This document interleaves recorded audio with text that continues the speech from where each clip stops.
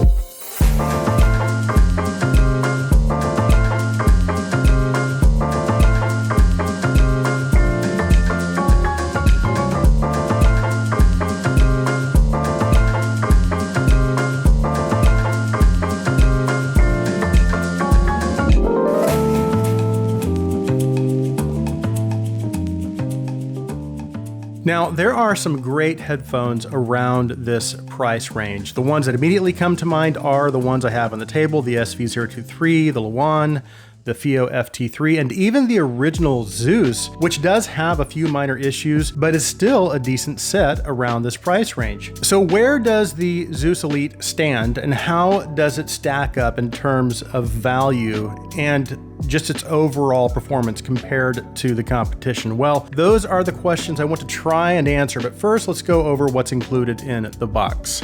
Of course, we have the headphones themselves. It also comes with two different types of balanced cables and then a pretty nice hard case, which I will have some B-roll running of that in the background. As for the price, specifications, and design, the Zeus Elite is priced at $379, and it has an open back style design. It uses 50mm dynamic drivers that are housed in cups that are built out of a combination of zebra wood, plastic, and metal. The cups themselves do swivel and tilt and use a type of velour ear pad that is actually very comfortable. Although they are a little on the smaller side, the headphone band is adjustable, of course. The headband padding is very soft and it extends pretty far down the inside edge of the arch, which makes for a very nice, comfortable fit. Its clamp force is also just about right for me. It's not too tight as to become annoying, but at the same time, it is secure. It's also pretty light, so it never really got to the point of causing any neck fatigue, at least for me, even during some of my longer listening sessions. As for the build quality and design, I would say it does look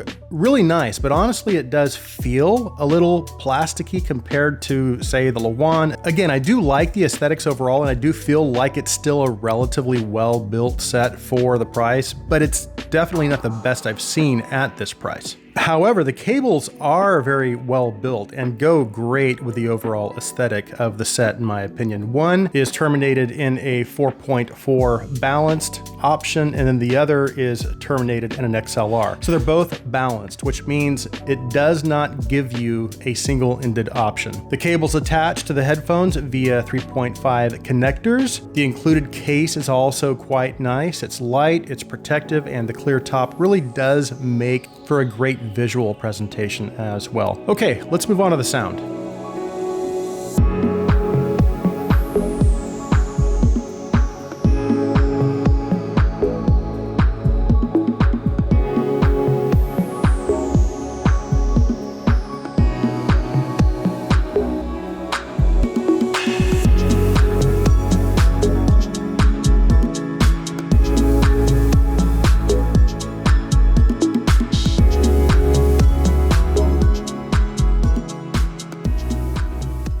Okay, let's talk about the sound of the Zeus Elite. Now, as far as its general presentation, I would say it lands in the V-shaped category. However, it is a mild V-shape, so even though the mids are recessed, they're not overly recessed, but there is definitely more of a focus on the bass and the treble compared to something, say, with a more neutral presentation. I would say it's an improvement over the original Zeus, especially in its bass presentation, because the original did lack a little bit as far as its overall refinement, and the mid-range wasn't the cleanest either. The Zeus Elite is also just a little more natural sounding and balanced as well. So the bass presentation of the Elite has been cleaned up substantially in my opinion.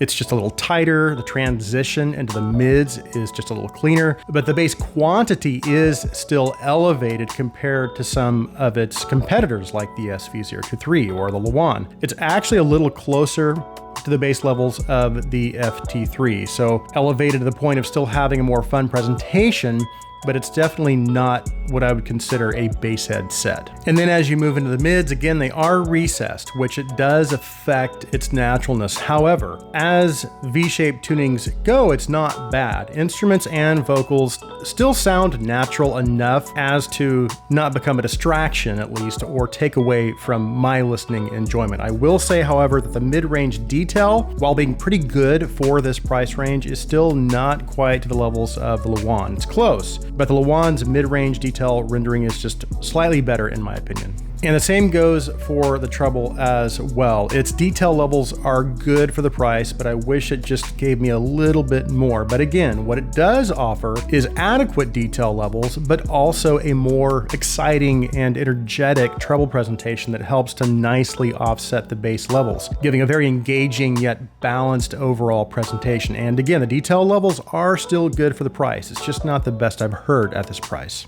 As for the Elite's technical performance, this is an area where I would say it could have used a little improvement. And while I do feel it has a fairly open presentation and a pretty wide soundstage, its imaging and instrument separation is just a little out of focus. So while you can place instruments and vocals in their general locations, they just don't seem to be well anchored, and again, they lack a little bit of focus just in general. Now, as far as the Zeus Elite's overall performance and value compared to the competition, I would say the Luan is the better performer in terms of not just tuning, but in its technical performance as well. It sounds more natural, it gives you more detail, and it's also designed and built just a little better as well, in my opinion. Compared to the FT3, I do think the Zeus Elite comes pretty close in terms of its bass and mid-range performance. However, the FT3 edges it out slightly because of its treble, and it's just a little more detailed. It also has better imaging and instrument separation as well. Now, all that said, I do feel like the Zeus Elite is, again, it's an improvement over the original Zeus. And while it's not the best at this price, it is still a good option at this price. So that concludes my review of the HarmonicDyne Zeus Elite. If you're new to the Gazaudio channel and you like our videos, please take a minute and hit that subscribe button. And if you want to go a step further, you can also support us through our Patreon. I'll be sure and leave a link in the description. Thank you guys so much for taking the time to watch this review. Please like this video. Please share this video. I hope you have an awesome day.